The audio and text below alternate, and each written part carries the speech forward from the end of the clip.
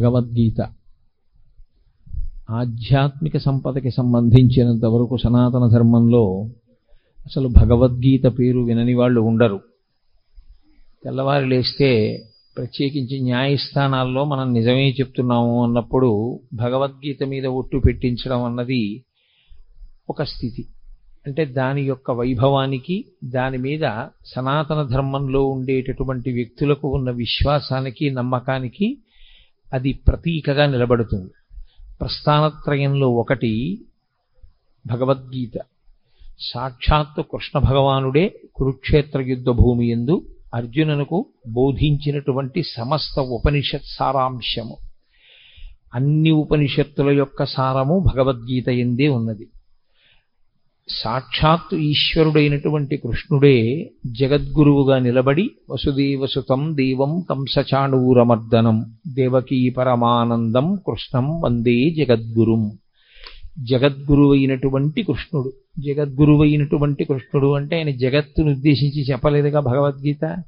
మరి జగద్గురు అని ఎందుకు కీర్తింపబడ్డాడు అంటే ఒక దేశము ఒక కాలమునకు కట్టుబడేది కాకుండా ఆయన చేసినటువంటి బోధ ఏదైతే ఉందో అది యుగములు దాటిపోయినా సరే తరించాలనుకునే వాళ్ళందరూ ఎక్కవలసినటువంటి సోపానములనన్నింటినీ కృష్ణ పరమాత్మ గురువుగా కూర్చుని ఆ రోజు చేసినటువంటి బోధ అర్జునుణ్ణి మిషగా పెట్టుకుని చెప్పినప్పటికీ అది జగత్తులో ఉన్న ఎవ్వరికి, ఏ ప్రాంతంలో ఉన్నవారైనా, ఏ కాలమునందున్నవారైనా అన్వయించుకుని దాన్ని ఆదర్శంగా ఆచరణాత్మకంగా స్వీకరించిన వారందరూ భగవద్గీత వలన మోక్షప్రాప్తిని పొందగలరు కనుక ఆయన జగద్గురువుగా నిలబడ్డారు. తరువాతి కాలంలో వచ్చిన జగద్గురు శబ్దానికి అర్థం కూడా అది. అందుకని కృష్ణం వందే జగద్గురుం అటువంటి మహానుభావుడు ఆ భగవద్గీతని బోధ చేసి ఉన్నారు. అయితే చిత్రమైనటువంటి విషయం, అర్జునుడితో కృష్ణ భగవానుడికి చాలా కాలం నుంచి సాన్నిహిత్యం ఉంది. కానీ ఆయన భగవద్గీత బోధ చెయ్యలేదు. కురుక్షేత్ర యుద్ధ భూమి యందు మాత్రమే బోధ చేశారు. అసలు విచిత్రం ఏమిటంటే సనాతన ధర్మంలో అత్యంత ప్రముఖమైనటువంటివి ఏ ఉన్నాయో అవన్నీ కూడా కేవలం ఒక్క వ్యక్తికి మాత్రమే చెప్పబడ్డాయి. అనేక మందిని కూర్చోబెట్టి చెప్పినవి కావు. ఏవేవి చాలా గొప్పవని మనం అనుకుంటామో అవన్నీ ఒక్కరికే చెప్పారు. శ్రీరామాయణంలో సంక్షేప రామాయణాన్ని నారద మహర్షి వాల్మీకి ఒక్కరికే చెప్పారు. అలాగే ఆదిత్య హృదయాన్ని అగస్త్య మహర్షి రామచంద్రమూర్తికి ఒక్కరికే యుద్ధభూమిలో చెప్పారు. భాగవతాన్ని పరీక్షిత్తుకి ఒక్కడికే శుకబ్రహ్మ చెప్పారు. భగవద్గీతని కురుక్షేత్ర సంగ్రామ భూమి యందు అర్జునుడికి ఒక్కడికే కృష్ణ పరమాత్మ బోధ చేశారు.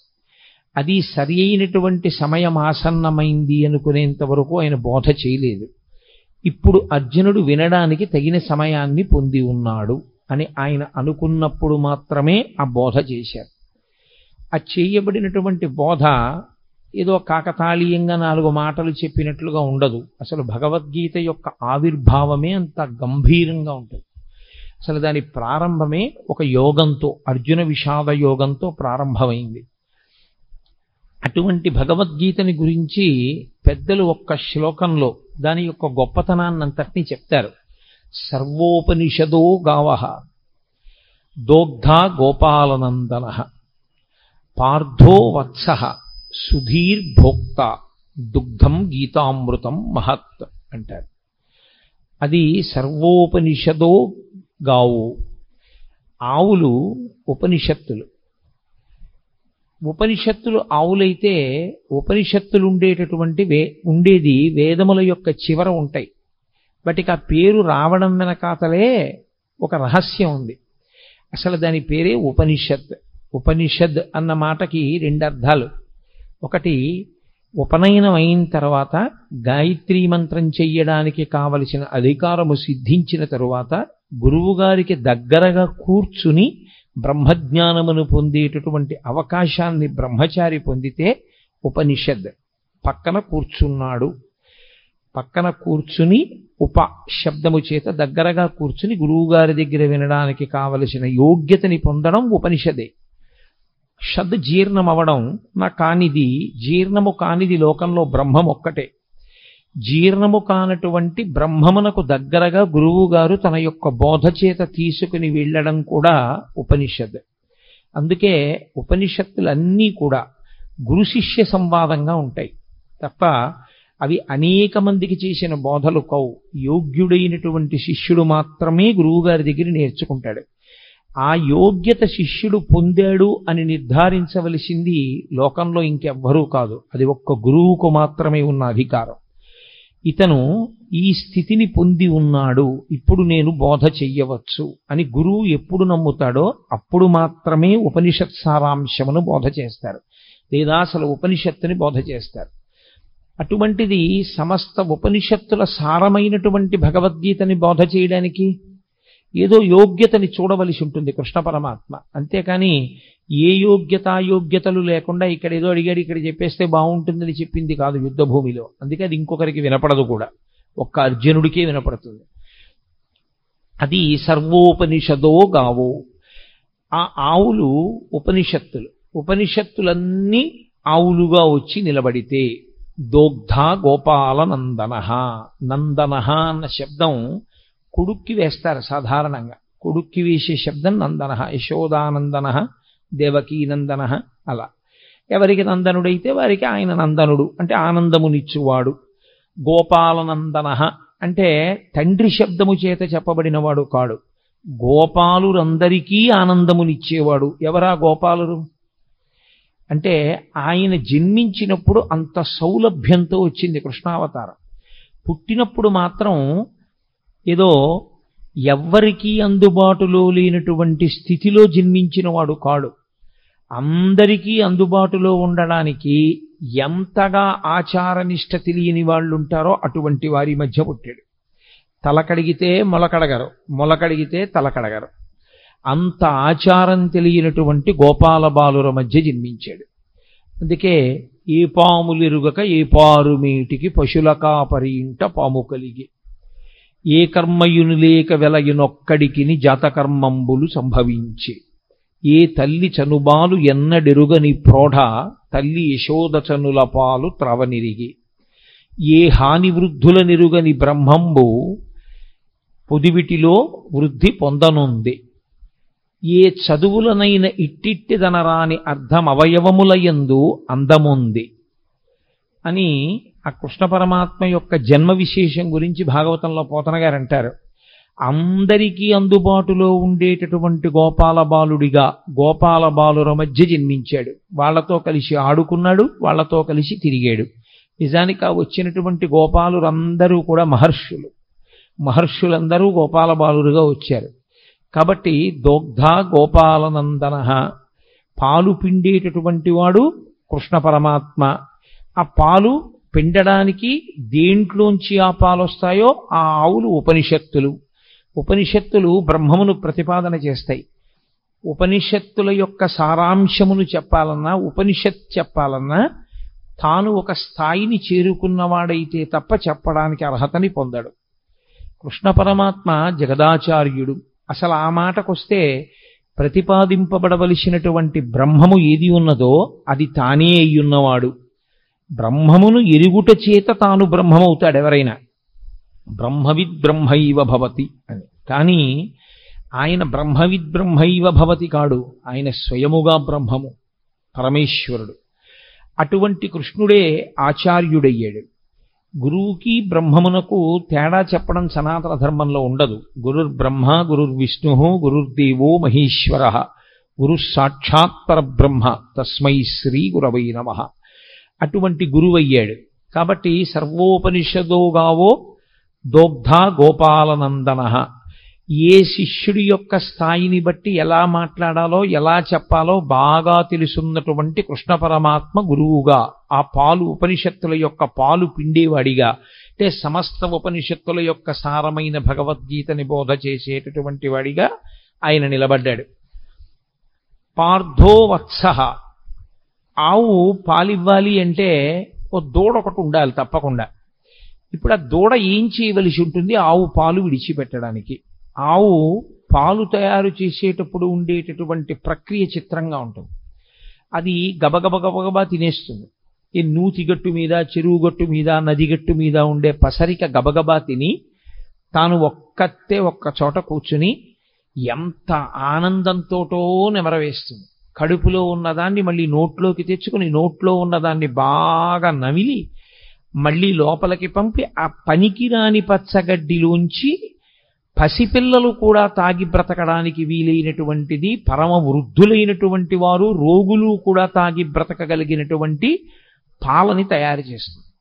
ఇంత గొప్ప పాలు కదా, పంచామృతములలో మొదటిది కదా, ఈ పాలతో శివలింగానికి అభిషేకం చేస్తే అంత మహాత్యం ఉంది కదా, ఈ పాలనివ్వడానికి కారణం, ఏ కారణానికి పాలిస్తుంది?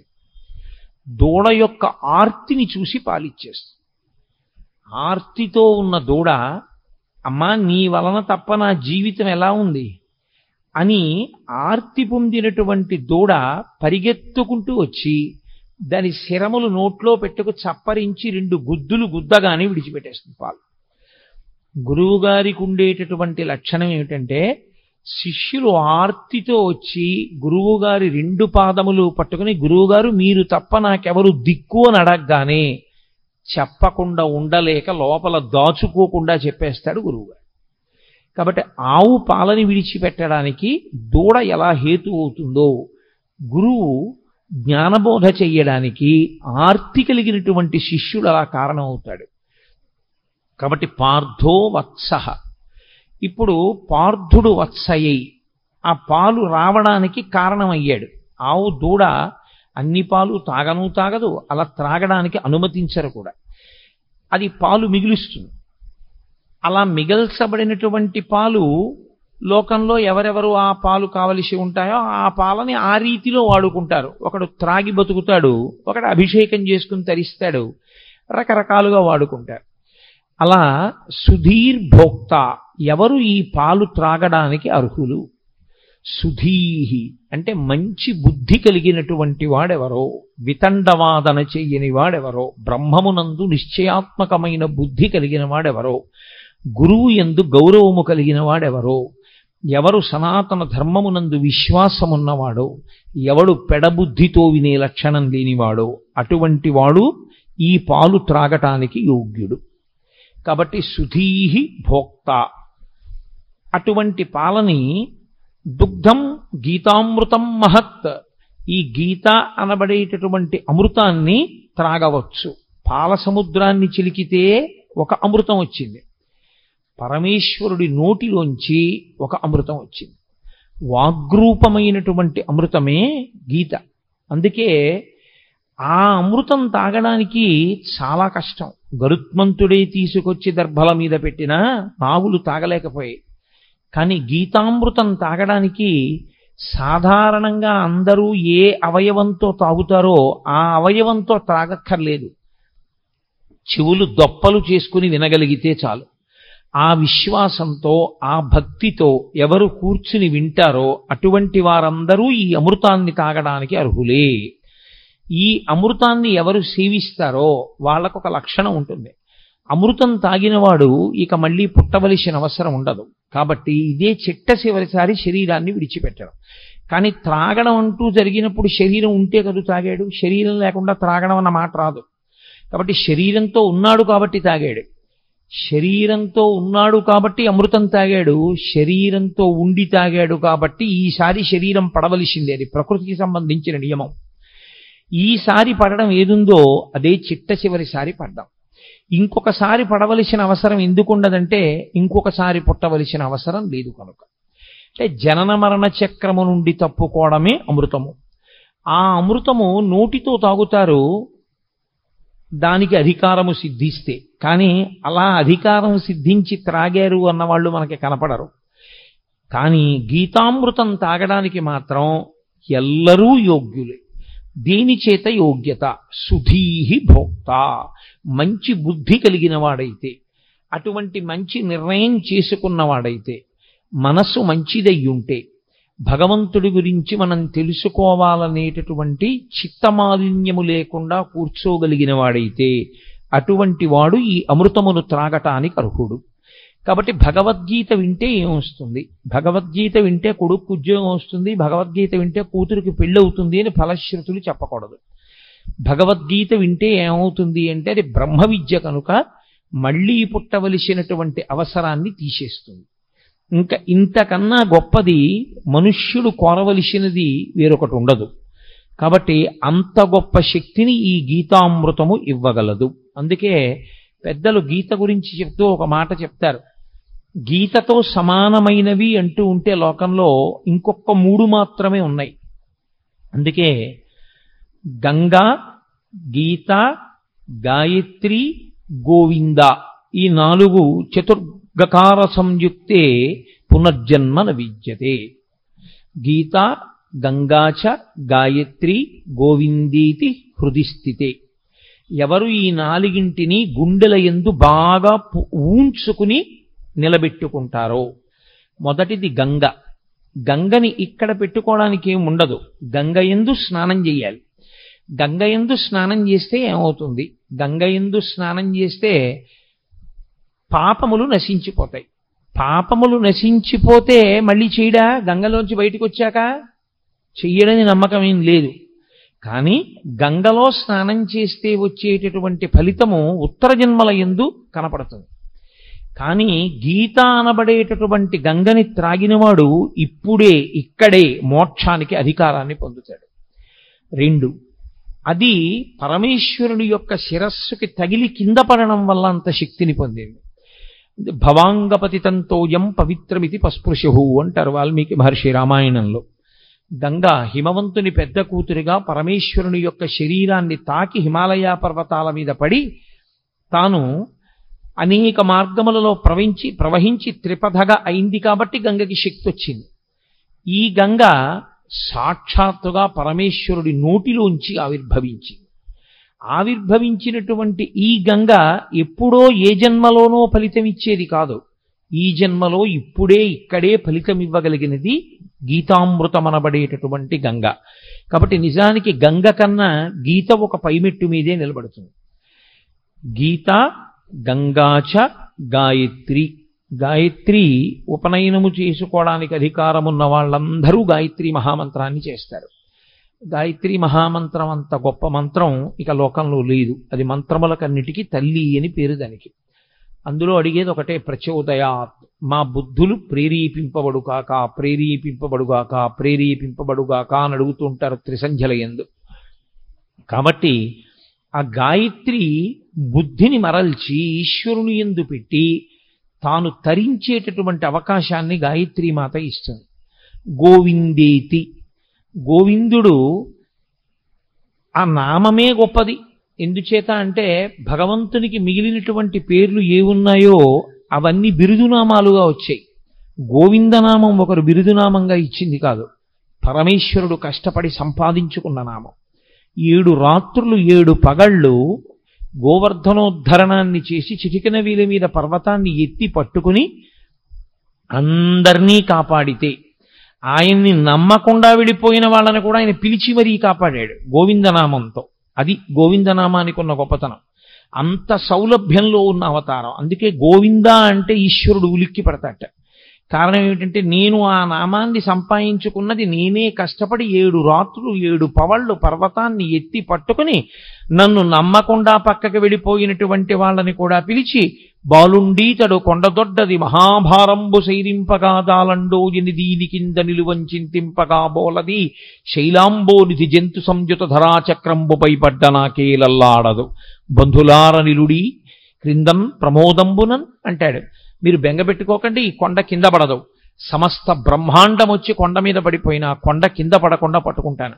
కాబట్టి రండి రండి అని నమ్మకం లేని వాళ్ళని కూడా పిలిచి కొండ కింద నిలబెట్టి 7 రాత్రులు 7 పగళ్ళు మనుష్యులను ఆవులను దూడలను కాసినటువంటి కారణం చేత, కాపాడిన కారణం చేత పరమేశ్వరుడు సంపాదించుకున్నటువంటి నామము గోవిందనామము కాదు. గోవింద అంటే భూమిని కాపాడేవాడు, గోవింద అంటే వాక్కులకు అధిపతి అయినవాడు, గోవింద అంటే వాక్కును విస్తరించగలిగినటువంటి వాడు. వింద అన్న శబ్దానికి అర్థం తంతువుగా సాగడం. దూది పట్టుకుని ఇలా ఇలా ఇలా ఇలా ఇలా ఇలా తంతువు కింద తంతువులందు చేలమ విధంబున ఏ పరమేశమూర్తి ఎందింతయు ఒప్పు భంగి అంటారు పోతన గారు. పెద్ద పెద్ద దారాల కింద ఒక కండిలోంచి వెడితే దాన్ని తంతు అంటారు.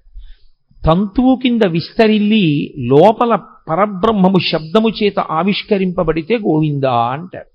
అంతర్బహిశ్చ తత్సర్వం వ్యాప్య నారాయణ స్థితః. నామరూపాత్మకంగా కనపడేటటువంటి జగత్తు కాదని దాని లోపల జీవుడిగా ఉన్నటువంటి బ్రహ్మం ఎవరున్నారో వాడిని గుర్తించడానికి నామరూపాలని ఆధారం చేసుకుని విశ్వమునందు విశ్వనాథుణ్ణి చూడగలిగినటువంటి ప్రజ్ఞాపాఠవములు పెరగగలిగిన స్థితికి గోవింద అని పేరు. కాబట్టి ఆ గోవిందేతి హృదిస్థితే, ఎవరు ఈ నాలుగింటిని గుండెలలో పెట్టుకుంటారో, అంటే సంతతము ఈ నాలుగింటిని స్మరణ చేస్తూ ఉంటారో, అటువంటి వారందరూ కూడా పునర్జన్మ న విద్యతే, ఇక వాళ్ళు మళ్ళీ వేరొక శరీరాన్ని పొందవలసినటువంటి అవసరము ఉండదు. వాళ్ళు ఈ శరీరమే ఆఖరిసారి పడిపోవడం తప్ప వేరొకసారి శరీరము పడవలసిన అవసరం ఉండదంటే అసలు పుట్టనే పుట్టరు. అంత గొప్పవి ఈ నాలుగు. అంత గొప్పవైనటువంటి నాలుగులో ఒకటి గీత. ఈ గీత ఆవిర్భవించినటువంటి విధానం చాలా ఆశ్చర్యకరమైనటువంటి స్థితిలో ఆవిర్భవించింది. మీకు తెలుసు, మహాభారతంలో ఎంత కాదు అని పక్కకి తీసుకెళ్లడానికి ప్రయత్నం చేసిన ఈశ్వరుని యొక్క అవతార ప్రయోజనమే రాక్షస సంహారము కనుక, ధర్మమును నిలబెట్టడం కనుక కురుక్షేత్రంలో కురుపాండవులు కలుసుకోవడం యుద్ధం కోసం అనివార్యమైంది. తీరా ఇద్దరూ వచ్చి కలుసుకున్నారు.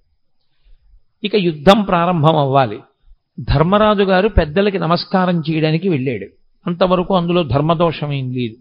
వాళ్ళు కలుసుకున్నది కూడా ఎక్కడ అంటే ధర్మక్షేత్రే కురుక్షేత్రే, ధర్మక్షేత్రమైన కురుక్షేత్రంలో కలుసుకున్నారు. వ్యాస భగవానుడు గీతామృతాన్ని ప్రారంభం చేస్తూనే ధర్మ శబ్దంతో ప్రారంభం చేస్తాడు. ధర్మ అంటే పట్టుకోవలసినది, పట్టుకోవడంలో వైక్లభ్యం వస్తే మిమ్మల్ని రక్షించనిది అని గుర్తు. నేను ఒక కుక్క నా మీదకి వస్తున్నప్పుడు నా చేతిలో ఉన్న కర్రని నేను జాగ్రత్తగా పట్టుకోవాలి. అసలు నేను కుక్కని చూసి వణికిపోవడంలో నా చేతి కర్ర జారిపోయింది అనుకోండి, అప్పుడు ఇక ఆ కర్ర నన్ను రక్షించదు. నేను పట్టుకుని ఉన్నంత కాలమే నన్ను రక్షిస్తుంది తప్ప పట్టుకోనికుండా ఉన్నది రక్షించేది కాకుండా పోయేది ఏది ఉంటుందో దానికి ధర్మం అని పేరు. అందుకే నేను తరచు మనవి చేస్తుంటాను, అమరకోశం ధర్మము అన్న మాటని వ్యాఖ్యానం చేస్తే ధ్రియతేవా జనైరితి ధర్మం అంటుంది. ఉపన్యాసాలు చెప్పడానికి పనికొచ్చేది కాదు ధర్మం అంటే, పుస్తకాల్లో చదువుకోవడానికి పనికొచ్చేది కాదు ధర్మం అంటే. అందుకే కఠినమైన నేను మాట చెప్తుంటాను, ఉపన్యాసాలకి వెళ్ళడం దేవాలయంలోకి వెళ్ళడం కాదు ధర్మం అంటే, బొట్టు పెట్టుకోవడం ధర్మము అని చెప్తుంటాను. కాబట్టి ధర్మము అంటే ధ్రియతేవా జనైరితి ధర్మం, తాను అనుష్ఠించనిది తనని రక్షించదు. మీకెంత తెలుసు అన్నది మిమ్మల్ని ఎప్పుడూ రక్షించదు. వేదము ఏది చెప్పిందో అది మీరు పట్టుకోగలరా? ఎవరేది చెప్పారన్నది ప్రమాణము కాదు.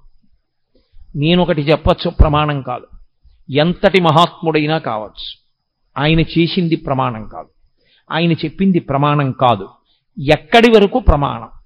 వేదము చెప్పిన దానితో అంగీకరించి మాట్లాడితే అంతవరకే ప్రమాణం. వేదము చెప్పిన దాన్ని వ్యతిరేకించి మాట్లాడితే ఎక్కడ వరకు వేదాన్ని అంగీకరించి మాట్లాడాడో అక్కడ వరకు ప్రమాణవాక్కు మాట్లాడాడని, వేద వ్యతిరేకమైన మాట్లాడినదంతా కూడా దుస్తర్కం చేశాడని అంటారు. దుస్తర్కాస్తు విరమ్యతాం అంటారు శంకరాచార్యుల వారు. దుస్తర్కము చెయ్యవద్దు. వేదో నిత్యమధీయతాం తదుదితం కర్మస్వనుష్ఠీయతాం. వేదం ఎలా చెప్పిందో అలాగే చెయ్యాలి.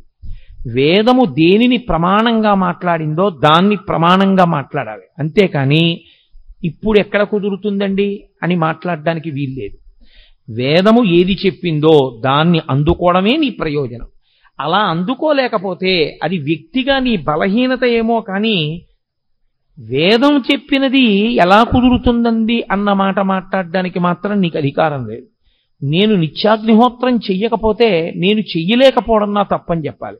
అంతేగాని నిత్యాగ్నిహోత్రం ఎక్కడ కుదురుతుందండి అన్న మాట నేను వాడడాన్ని మాత్రం శాస్త్రం అంగీకరించదు. నీ తప్పు నువ్వు అంగీకరించాలి. అంతేగాని వేద ప్రమాణము యొక్క సాధ్యాసాధ్యములను విచారణ చేసే అధికారము నీకు లేదు. ధర్మం అంటే ఒక్కటే లోకంలో. ధర్మమనగా ఎవరు చెప్పినది ధర్మము కాదు, వేదమేది చెప్పిందో అదొక్కటే ధర్మము. వ్యాస హృదయమంతా వ్యాసోచ్ఛిష్టం జగత్ సర్వం. వ్యాసుడి యొక్క ఎంగిలి ఈ లోకంలో వచ్చిన వాంగ్మయం అంతా. వ్యాసుని యొక్క హృదయమంతా ధర్మమే. ధర్మం ధర్మం ధర్మం. దానికోసమే ఆయన 18 పురాణములను ఇచ్చాడు, 4 వేదములను విభాగం చేశాడు, బ్రహ్మసూత్రములను ఇచ్చాడు.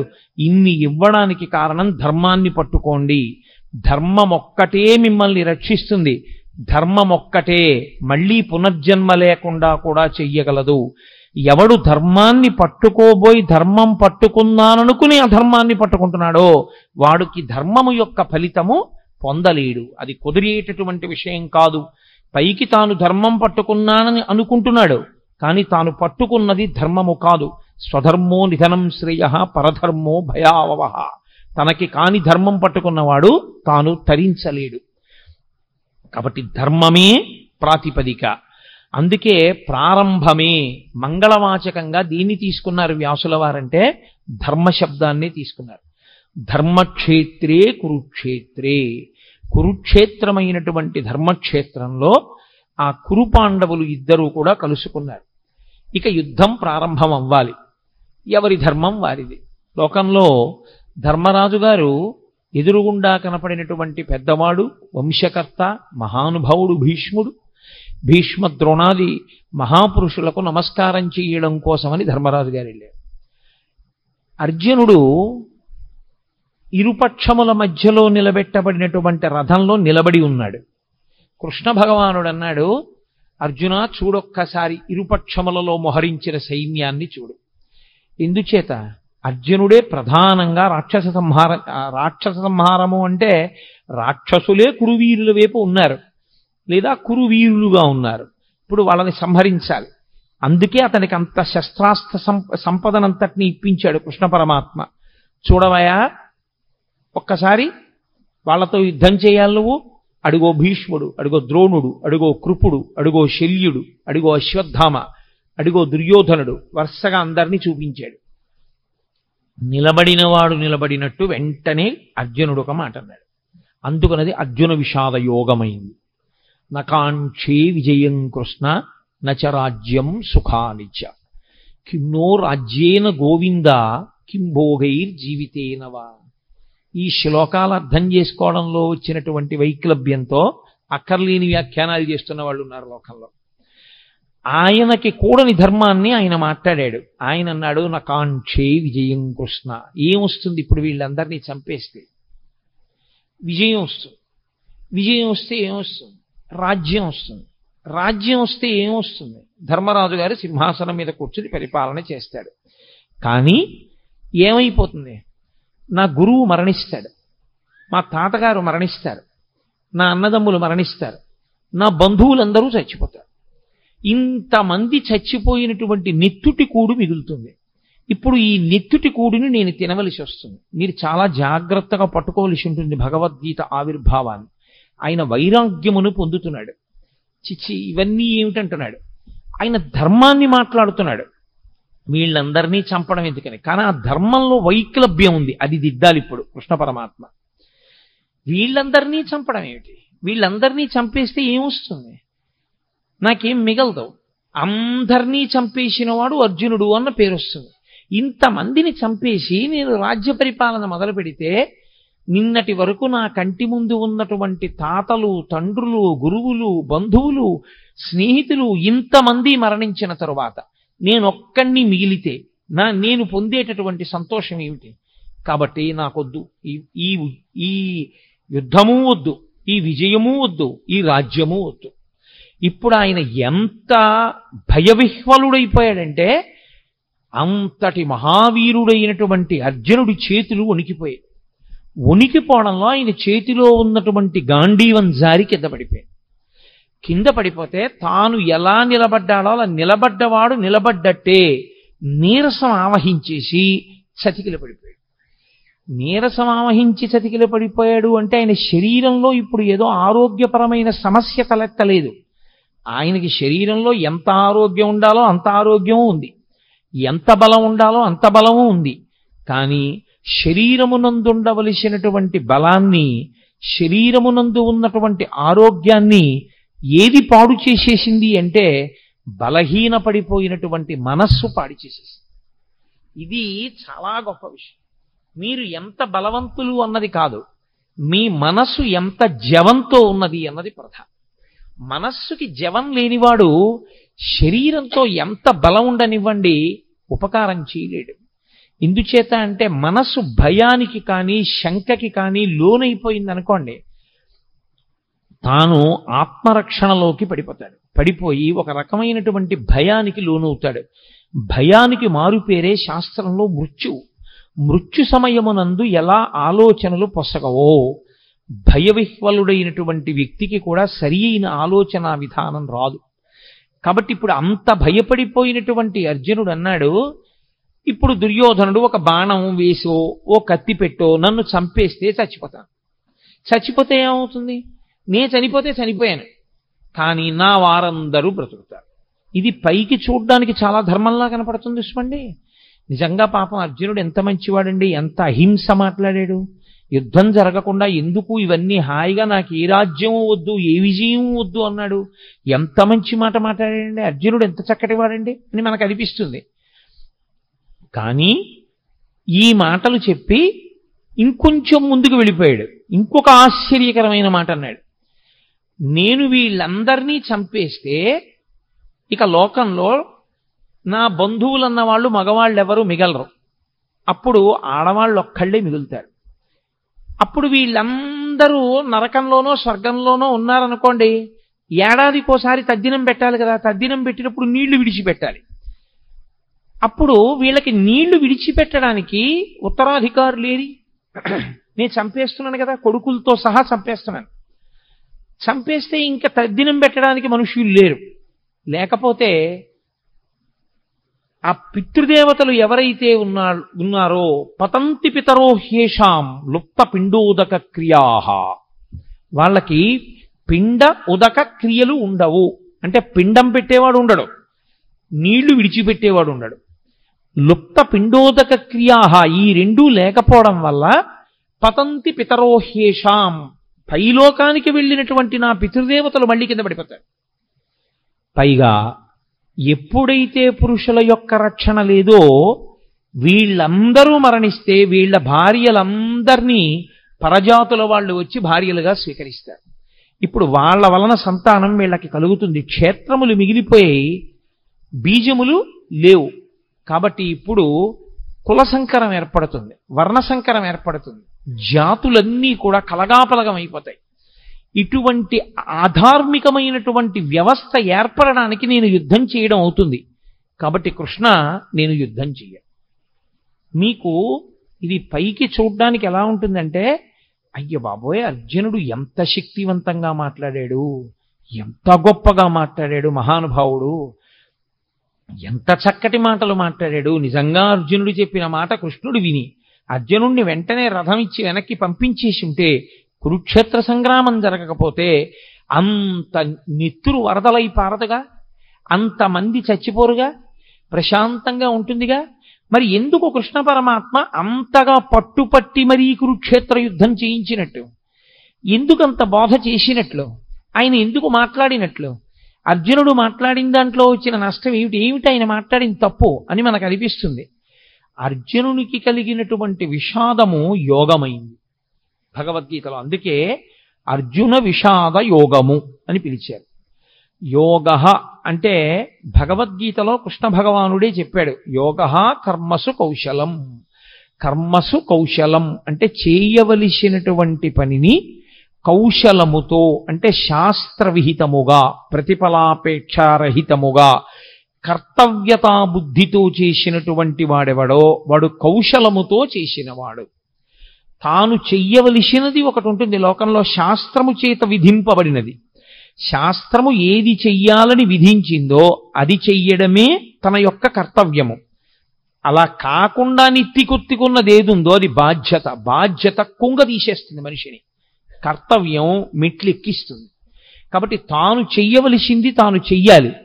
క్షత్రియుడికి అంతఃపురాలు ఇచ్చారు, రాజభోగాలు ఇచ్చారు, పరిపాలన చెయ్యమని ఇచ్చారు. దేని కొరకు? క్షత్రియుడు మంచం మీద చచ్చిపోవడం అత్యంత హేయమైన విషయంగా చూసింది శాస్త్రం. ఆనాటికి ఉన్నటువంటి వ్యవస్థ అటువంటిది.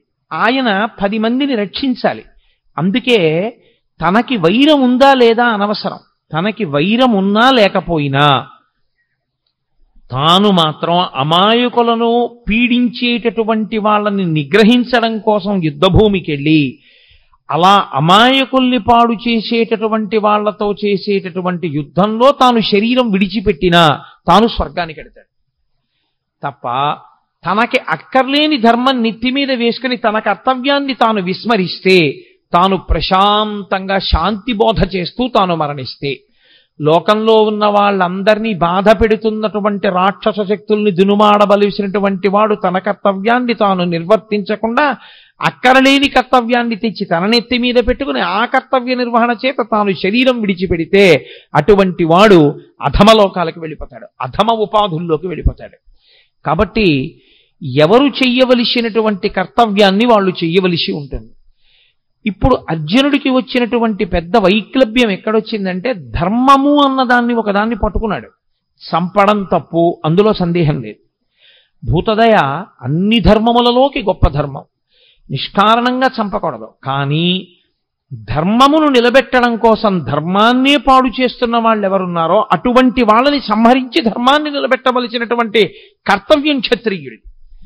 అసలు తాను చెయ్యవలసిన ధర్మాన్ని, తన కర్తవ్యాన్ని తాను విస్మరించి తాను అక్కర్లేని ధర్మాన్ని ఒకటి నెత్తి మీద పెట్టుకున్నాడు. ఇక్కడ వచ్చింది సమస్య అంతా. అక్కర్లేని వైరాగ్యాన్ని నెత్తి మీద పెట్టుకుని అక్కర్లేని విషయాన్ని తాను అన్వయం చేసుకుని తాను చెయ్యవలసిన అవసరం లేని పని తాను చేస్తానని, తాను చెయ్యవలసిన పనిని తాను చెయ్యనని భీష్మించుకోవడం చేత తాను పాడవడమే కాకుండా ఇప్పుడు లోకంలో అధర్మం నిలబడకుండా చెయ్యవలసిన వాడు అలా చెయ్యకపోతే అధర్మము విచ్చలవిడిగా పెరిగిపోతుంది. కనుక తద్దోషము అర్జునుడికి రాకుండా మళ్లీ ధర్మాన్ని నిలబెట్టడానికి ధర్మం విషయంలో అతను ఎక్కడ పొరపాటు పడుతున్నాడో ఆ పొరపాటుని దిద్దవలసి ఉంటుంది. అది అడ్డుపెట్టి మాట్లాడుతున్నది అర్జునుణ్ణి. కానీ అసలు మన ధర్మం ఏమిటి, మనం ఏం చెయ్యాలి, మనం ఎందుకు పాడవుతుంటాం, మనకి మళ్ళీ మళ్ళీ ఎందుకు పునర్జన్మ కలుగుతూ ఉంటుంది, ఈ రహస్యాలన్నీ తెలుసుకోవాలనుకుంటున్నటువంటి వాడికి కృష్ణుడు చేసినటువంటి భగవద్గీత బోధని వినడం తప్ప, దాన్ని ఆచరణలోకి తెచ్చుకోవడం తప్ప తప్పించుకోవడానికి పునర్జన్మని వేరొక మార్గం మాత్రం ఉండదు. అందుకే ఆనాడు అర్జునుడికి చెప్పడం అన్నది మిష. కానీ మనం కూడా అందరము అటువంటి కురుక్షేత్రంలోనే నిలబడతాం. మనందరికీ కూడా ధర్మం విషయంలో మీమాంస, ధర్మం విషయంలో అనుమానం. ఏం చెయ్యాలో తెలియదు, ఏం చెయ్యకూడదో తెలియదు. చెయ్యకూడనివన్నీ తాను ఎత్తుకుంటాడు. అసలు తాను చెయ్యవలసింది తాను చెయ్యడు. ఎలా తరిస్తాడు? తాను తరించలేడు దానివల్ల. అందుకని నీవేది చెయ్యాలో తెలుసుకుని నువ్వు అది చెయ్యడంలో నువ్వు నైపుణ్యాన్ని సాధించాలంటే, అటువంటి కౌశలమును నువ్వు పొందాలంటే, ఆ కౌశలము చేత నువ్వు యోగమును పొందాలంటే అనేన యుజ్యతే ఇది యోగః అంటాడు పతంజలి. అనేకముగా ఉన్నవి ఒక్కటిగా మారి ఆ ఒక్కటిగా నువ్వు నిలబడి ఒకటి యందు ప్రవేశించి ఒకటిగా అనుభవాన్ని పొంది రెండవది లేదు కనుక భయాన్ని పొందకుండా శరీరాన్ని విడిచిపెట్టగలిగినటువంటి సాక్షి మాత్రపు శక్తిని నువ్వు పెంపొందించుకొనగలిగితే దానికి యోగమని పేరు. ఇప్పుడు అర్జునుడు పొందినటువంటి కష్టం ఏదుందో దానికి జవాబు చెప్పాలి. చిత్రం ఏమిటంటే 1వ అధ్యాయం మొత్తం మీద అర్జున విషాద యోగంలో కృష్ణ భగవానుడు ఎక్కడా మాట్లాడలేదు. ఇందుచేత అంటే ఎవడికి ధర్మం విషయంలో అనుమానం ఉందో, ఎవడు పొరపాటు జీవితం గడుపుతున్నాడో, ఎవడు ఈ అయోమయంలో ఉన్నాడో వాణ్ణి ముందు తనకున్న అయోమయం అంతా మాట్లాడినివ్వాలి. అందుకని ముందే నోరు నొక్కేశారనుకోండి, అసలు నన్ను చెప్పనిస్తే కదండి అంటాడు. అందుకని ముందు మాట్లాడినివ్వాలి. ఎంత మాట్లాడతాడో అంతా మాట్లాడనిచ్చి అప్పుడు తాను మాట్లాడాలి ఆచార్యుడు. అందుకే 2వ అధ్యాయం వచ్చేంత వరకు అసలు కృష్ణ భగవానుడు నోరు విప్పలేదు. మనం డాక్టర్ గారి దగ్గరికి వెడతాం. డాక్టర్ గారి దగ్గరికి వెడితే డాక్టర్ గారు మనకున్నటువంటి అనారోగ్యాన్ని అడుగుతాడు. మనకేం తెలుసు అంటే దేని మూలంగా రోగం వచ్చిందో మనకి తెలియదు. వచ్చిన రోగం వల్ల మనం పడుతున్న బాధ ఒకటే మనకి తెలుసు. మనమేం చెప్పగలం? మన బాధ ఒకటే చెప్పగలం డాక్టర్ గారికి. ఏమిటో డాక్టర్ గారు సాయంకాలం అయ్యేటప్పటికి జ్వరం వచ్చేస్తుందండి, పొద్దున్న తిన్నది జీర్ణం అవుతుంది, రాత్రి 7 గంటలు 6 దాటిందంటే ఇంకా ఒళ్ళు వేడెక్కుతుంది, ఏది తిన్నా జీర్ణం అవ్వదు సరికదా, వాంతి అయిపోతుందండి, రాత్రిపూటే ఉంటుంది. వీడు బాధ ఒకటే చెప్తూ ఉంటాడు. వింటూ డాక్టర్ గారు ఏం ఆలోచిస్తాడంటే వీడికి సాయంకాలం 6 అయ్యేటప్పటికి జ్వరాన్ని కల్పించగలిగినటువంటి సూక్ష్మాంగ జీవి ఏది ప్రవేశించి ఉంటుంది, దాని వలన వీడిలో ఏ రకమైనటువంటి జ్వరం ప్రకోపించి వీడికి జీర్ణం కాకుండా ఆహారం బయటికి వెళ్ళిపోతుంది. ఇప్పుడు మందు దేనికి వెయ్యాలంటే మూలానికి వెయ్యాలి. ఏ సూక్ష్మక్రిమి శరీరంలో ప్రవేశించడం చేత అతనికి సాయంకాలం జ్వరం వచ్చి తిన్న పదార్థం జీర్ణం కాకుండా వాంతవుతోందో ఆ సూక్ష్మక్రిమి మీద అతను ఔషధాన్ని ఇవ్వాలి. అంతేకాని వాంతి అయిపోకుండా ఏం చేయాలో లవంగమొగ్గ నవలాలో ఏలక్కాయ నవలాలో చెప్పడానికి అతని భార్య చాలు, పక్కింట్లో ఉన్న వాళ్ళే చాలు, డాక్టర్ గారు అక్కర్లేదు దానికి. డాక్టర్ గారు చెప్పవలసింది మూలాన్ని ఛేదించాలి. అర్జునుడు మాట్లాడితే అర్జునుడు మాట్లాడిన మాటల వెనక ఛేదింపబడవలసినటువంటి మూలాల్ని కృష్ణ పరమాత్మ పట్టుకున్నాడు. ఇది అందుకే భవద్భీషిణి అయింది. గీతకి భవద్భీషిణి అని పేరు ఉండడానికి కారణం అదే. సంసారము అంటేనే అయోమయం, సంసారం అంటేనే రాగద్వేషములు. మీరు కొంచెం జాగ్రత్తగా పట్టుకోగలిగితే సంసారమునకు మారు పేరే రాగద్వేషములు. రాగము ద్వేషము ఈ రెండు ఎప్పుడు ఉంటాయి? ఇంకొకడు ఉంటే కదండి. ఇప్పుడు నాకన్నా ఇంకొకడు ఉన్నాడు అనుకోండి, అప్పుడు నేను వాడిని ప్రేమిస్తే రాగం, నాకు వాడి మీద సంతోషంగా ఉండి వాడిని నేను అభిమానిస్తే నాకు వాడి మీద రాగం ఉన్నది. నేను వాడి మీద కోపం పెట్టుకుంటే నాకు ద్వేషం ఉన్నది. అసలు రెండవది లేదు ప్రపంచంలో, ఒక్కటే ఉన్నది. రాగమునకు కానీ ద్వేషమునకు కానీ ఏమైనా కారణం ఉందా? ఇంకో వస్తువు లేదు, ఉన్నదొక్కటే, పరబ్రహ్మం ఒక్కటే ఉంది. ఆ ఉన్న ఒక్క పరబ్రహ్మము ఎలా ఉన్నది? ఇన్నిగా కనపడుతున్నా కాదురా, ఇన్ని యథార్థమునకు ఉన్నదొక్కటే.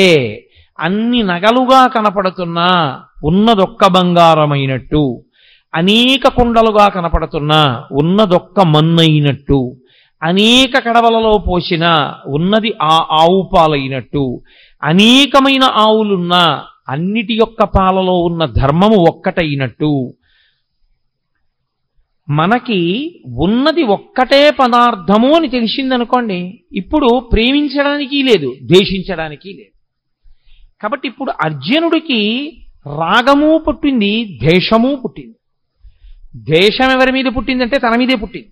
అయ్యో నేను వీళ్ళని చంపేస్తాను, వీళ్ళని చంపేస్తే ఇదిగో వీళ్ళందరూ పాడైపోతారు, వీళ్ళందరూ పాడైపోతారు, వాళ్ళ మీద ఒక పిచ్చి రాగం పట్టుకుంది, వాళ్ళ మీద ఒక పిచ్చి ప్రేమ, అర్థం లేని ప్రేమ పట్టుకుంది, కాబట్టి నేను వీళ్ళని చంపను. ఈ రాగద్వేషములనేటటువంటివి ఏర్పడడానికి కారణము రెండవ వస్తువు ఉండడం. ఇప్పుడు ఈ రెండవ వస్తువు ఉన్నది అనేటటువంటిది ఏదో, దానినే మోహము అని పిలుస్తారు శాస్త్రంలో. అజ్ఞానావస్థ, అవిద్య, దాని చేత వచ్చినటువంటి అయోమయావస్థ. ఈ అయోమయం పోవాలి అంటే గురుబోధ వినా మార్గం ఉండదు. కాబట్టి ఇప్పుడు కృష్ణుడు గురువుగా నిలబడి మాట్లాడాలి. అందుకు ఆయన మాట్లాడుతున్నాడు. ఇప్పుడు కృష్ణుడు మాట్లాడితే ఏమవుతుంది? అర్జునుడికి ఏ మోహము తనకున్నదని తనకి తెలియదో అది పోయిందని తెలుస్తుంది. తనకి ఉన్నప్పుడు ఇది ఉంది, అందుకు ఇలాంటి ఆలోచనలు వచ్చాయని తెలియదు. పోయి మళ్ళీ తనకి ధర్మం తెలిసిపోయాక తనకేం పోయిందో తెలుస్తుంది. అందుకే గీతంతా అయిపోయిన తర్వాత నీకేమర్థమైంది అని అడిగాడు. నాకు భగవద్గీత అర్థమైందని చెప్పలేదు. నష్టో మోహ స్మృతిర్లబ్ధ. నేను ఏ మోహము, ఏ అజ్ఞానము, ఏ అవిద్య నన్ను పట్టుకుందో అది పోయింది. నాకు ఏది ఇంత పూర్వం తెలిసి ఉన్నదో అది ఇప్పుడు మళ్ళీ నాకు తెలిసి వచ్చింది. అంటే జ్ఞానము మీద కమ్ముకున్నటువంటి మేఘములు ఎగిరిపోయి ఈ స్థితి మళ్ళీ నువ్వు బోధించడం చేత నాకు కుదిరింది. అందుకని ఇప్పుడు అర్జునుడు అవధి లేనటువంటి అజ్ఞానంతో మాట్లాడేశాడు. మాట్లాడి మాట్లాడి మాట్లాడి మాట్లాడి తనే పెంచేసుకున్నటువంటి బెంగ ఇదంతా. ఇది చాలా చిత్రమైనటువంటి లక్షణం. సాగిపోయినంత కాలం బాగుంటుంది. ఏదైనా ఒక సమస్య వచ్చేందనుకోండి, ఆ సమస్య వచ్చేటప్పటికీ తాను తానుగా నిలబడి కర్మఫలాన్ని అనుభవించేసేయగలిగినటువంటి శక్తి అందరి యందు ఉండడం సాధ్యమయ్యే విషయం కాదు. చాలా చాలా కష్టం. అక్కడికి వచ్చేటప్పటికీ గిజగిజగిజలాడిపోయి ఖచ్చితంగా ద్వైతీభావంలోకి వెళ్ళిపోతాడు. వాడు నేను రెండు భావాలు వస్తాయి. అభిమానము చేత కాని ద్వేషము చేత కాని వచ్చేస్తుంది. అది ఈ వచ్చినప్పుడు మాట్లాడటమే చాలా కష్టం. అక్కడ ఆ భావనల నుంచి శిష్యుణ్ణి పైకెత్తి స్వధర్మం దగ్గర నిలబెట్టాలి. మళ్ళీ ఏది ధర్మమో దాని యందు నిలబెట్టాలి. అది నిలబెడుతున్నాడు ఆయన. ఇప్పుడు ఆయన నిలబెట్టడంలో ఒక్క అర్జునుడు కాదు అలా నిలబడేది. గీత చదువుకుంటున్న వాళ్ళందరూ అటువంటి ధర్మక్షేత్రంలో, అటువంటి కురుక్షేత్రంలో నిలబడ్డవాళ్ళే. మనం అందరం కూడా రాగము ద్వేషము ప్రతి క్షణం. చిత్రం ఏమిటంటే రాగము శాశ్వతముగాను ఉండదు, ద్వేషము శాశ్వతముగాను ఉండదు. ఒకప్పుడు మీరు అపారమైన రాగముతో ఉన్న వ్యక్తి మీరు అపారముగా ద్వేషించే వ్యక్తి, మీరు అపారముగా ద్వేషించే వ్యక్తి మీరు అపారముగా ప్రేమించే వ్యక్తి మారిపోతుంటుంది. ఇప్పుడు రాగము ద్వేషము మారడానికి వ్యక్తియా కారణము, మనస్సా కారణము? ఏది తనకి అనుకూలమో అది జరగకపోవడం చేత ద్వేషం వచ్చింది, ఏది తనకి అనుకూలము కాదో అది జరగడం వల్ల ద్వేషం వచ్చింది. ఇప్పుడు ఈ రాగద్వేషములు రెండూ పోవడానికి అవిద్య పోవాలి. ఈ అవిద్య పోవాలి అంటే అది గురువుగారు మాట్లాడితే తప్ప శిష్యుడికి పోదు. కాబట్టి ఇప్పుడు ఏం చేస్తాడంటే అవిద్యలో విడుతున్నవాడు విశేషమైన చిత్తభ్రాంతికి, చిత్తమాలిన్యానికి, భయానికి లోనైపోతాడు. ఈ భయానికి అంతుండదు. ఇంకా ఎంత భయంతోటో వెర్రిముర్రి ఆలోచనలన్నీ పెరిగిపోతుంటాయి. ఈ పెరిగిపోతూ వెళ్ళిపోతూ ఉండడం అనేటటువంటిది అర్జునుడి విషయంలో ఎక్కడ వరకు వెళ్ళిపోయిందంటే, అదిగో పైనుంచి పితృదేవతలు పడిపోతారు, వాళ్ళకి పిండాలుండవు, ఉదక క్రియలుండవు. ఆ తరువాతి కాలంలో వాళ్ళ భార్యల యందు జన్మించేటటువంటి సంతానం అంతా కూడా కులసంకరం అయిపోతుంది. ఇంతమందిని చంపేసి నాకెందుకు ఈ నెత్తిటికూడు, ఇన్నిన్ని పెద్ద మాటలు మాట్లాడేస్తున్నాడు, అక్కర్లేనివన్నీ మాట్లాడేస్తున్నాడు. మాట్లాడనిచ్చాడు, బాగా మాట్లాడనిచ్చాడు. ఇంత అర్జునుడు ఏమైపోయాడో తెలుసా అండి?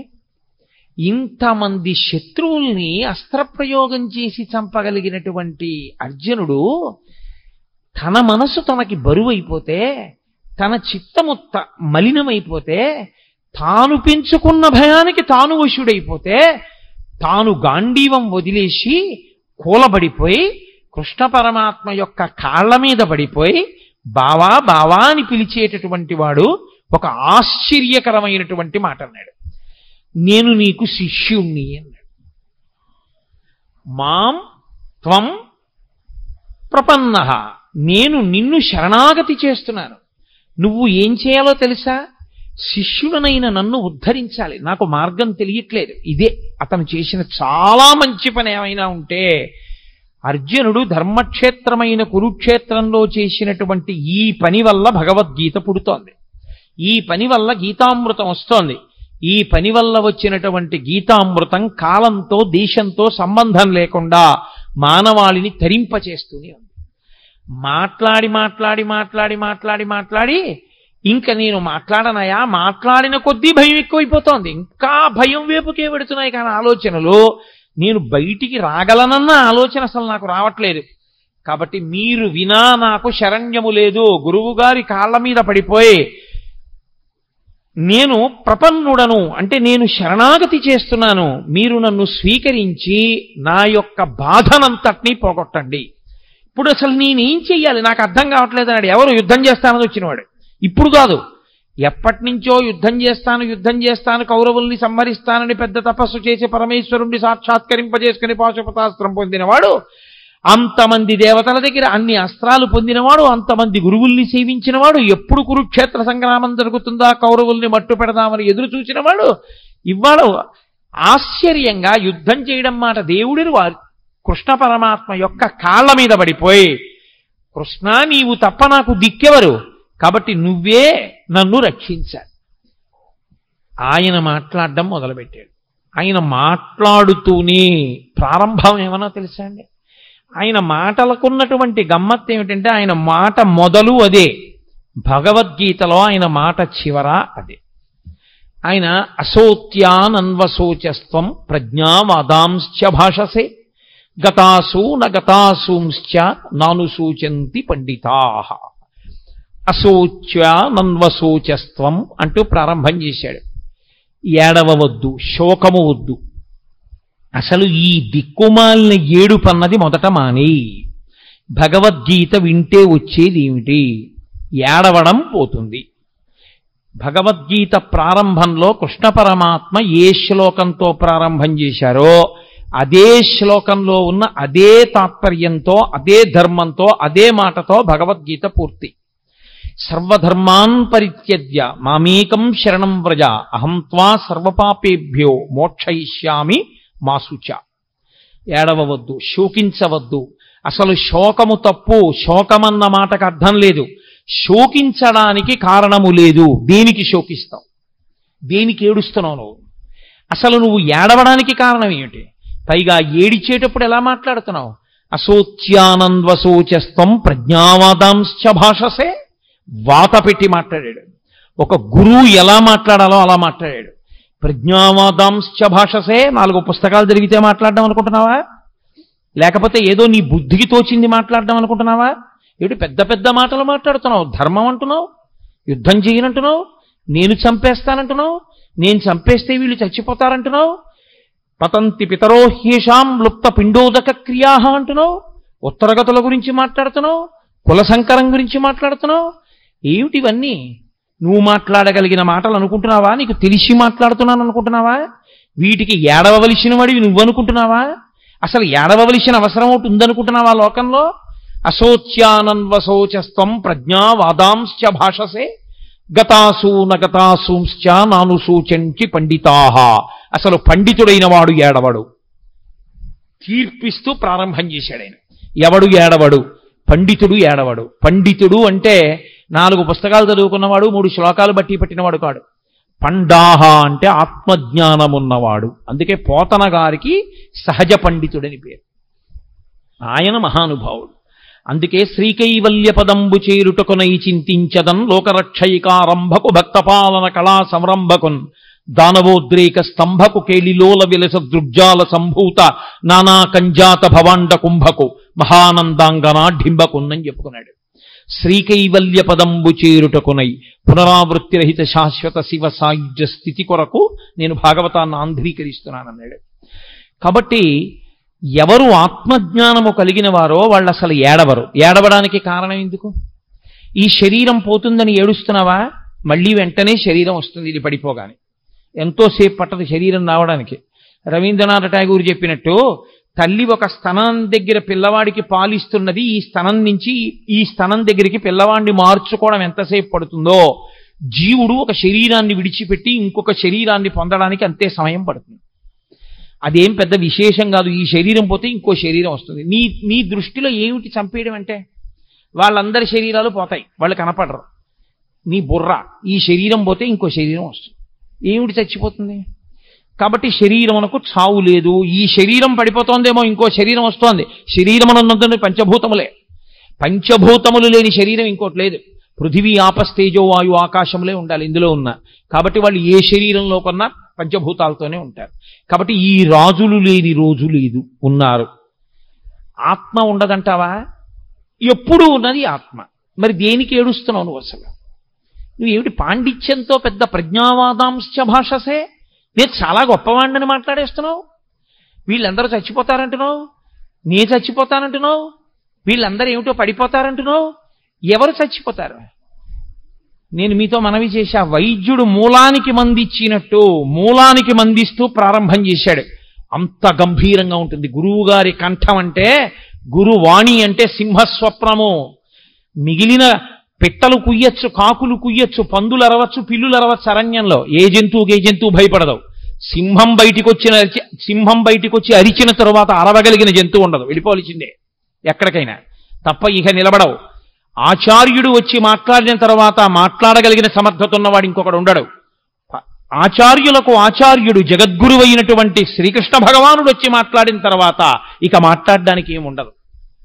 అందుకే అంత గంభీరంగా ప్రారంభం చేశాడు. అసోత్యానన్వశోచస్త్వం ప్రజ్ఞావాదాంశ్చ భాషసే గతాసూ నగతాసూంశ్చ నను శోచంతి పండితాహ. ఏడవరయా పండితులైనటువంటి వాళ్ళు, ఏడవడానికి లేదసలు. అశోచ్యానన్వశోచస్త్వం, ఏడవడానికి కారణము లేదని తెలుసుకో. అంటే నేను మీతో మనవి చేశా, ఎక్కడికి వెళ్ళాడు? రాగము ద్వేషము ఈ రెండో పదార్థం ఉంటేనే. అసలు రెండవ పదార్థము లేదు, ఉన్నది ఒకటే పదార్థమైనప్పుడు ఆ పదార్థములకు రాగము లేదు ద్వేషము లేదు. ఏడిపెందుకు నీకు? దేనికి ఏడుస్తున్నావు? ఏ కారణానికి ఏడుస్తున్నావు? ఉలిక్కి పడ్డాడు ఇంత అర్జునుడు. అక్కడి నుంచి వెళ్ళిందండి భగవద్గీత. ఎన్ని ధర్మములు, ఎన్ని విషయములు, ఎన్ని గుణములు, ఎన్నిటిని బోధ చేశాడో. అందుకనది యోగమైంది. అర్జున విషాదము యోగం ఎందుకైందంటే ఆ విషాదము ధర్మ సంబంధమైనది. తనకి అక్కరలేని ధర్మాన్ని పట్టుకున్నా, అయ్యో నేను వీళ్ళని చంపకూడదు అన్న ఒక మాటతో ప్రారంభం చేశాడు. కానీ ఆ అర్జునుడు చంపడం ఎంత ధర్మమో అలా చంపకపోతే ధర్మం ఎందుకు నిలబడదో, ధర్మము యొక్క స్వరూపం అంటే ఎలా ఉంటుందో అంత అద్భుతంగా మాట్లాడాడు కృష్ణ పరమాత్మ. అలా మాట్లాడితే వచ్చినటువంటి స్వరూపమే గీతాస్వరూపము. సరే, నేను చేసేది 7 రోజుల ప్రసంగాలే కాబట్టి విహంగ వీక్షణంగా గీత యొక్క వైభవాన్ని ఆవిష్కరించడానికి ఇవాళ ప్రారంభోపన్యాసంగా గీతావిర్భావం గురించి 4 మాటలు చెప్పాను. దీని తరువాత పిఠాపురం నుంచి వచ్చినటువంటి సర్వదేవతా భజన మండలి వాళ్ళు చాలా ఆర్తితో, చాలా సంతోషంతో ఇక్కడికి వచ్చారు. వాళ్ళు చక్కటి భజన చేసేటటువంటి లక్షణం ఉన్నవారు. కాబట్టి దయచేసి మీ అందరూ అలాగే కూర్చునుంటే ఇప్పుడు ఆ భజన కార్యక్రమం ప్రారంభమవుతుంది. మళ్ళీ రేపు సాయంకాలం 6:30 ఉపన్యాసాన్ని పునఃప్రారంభిస్తాను. మంగళాశాసనపరై మదాచార్య పురోగమై సర్వైశ్చ పూర్వైరాచార్యై సత్కృతాయాస్తు మంగళం. మంగళం కోసలేంద్రాయ మహనీయ గుణాత్మనే చక్రవర్తి తనూజాయ సర్వభౌమాయ మంగళం. ఉమాకాంతాయ కాంతాయ కామితార్థప్రదాయినే శ్రీగిరీశాయ దేవాయ మలినాథాయ మంగళం. కరచరణకృతం వా కర్మవాక్కాయజం వా శ్రవణనైనజం వా మానసం వాపరాధం విహితమవిహితం వా సర్వమేత్తక్షమస్వా శివ శివ కరుణాబ్ధే శ్రీమహాదేవ శంభో. సర్వం శ్రీ ఉమామహేశ్వర పరబ్రహ్మార్పణమస్తు. స్వస్తి.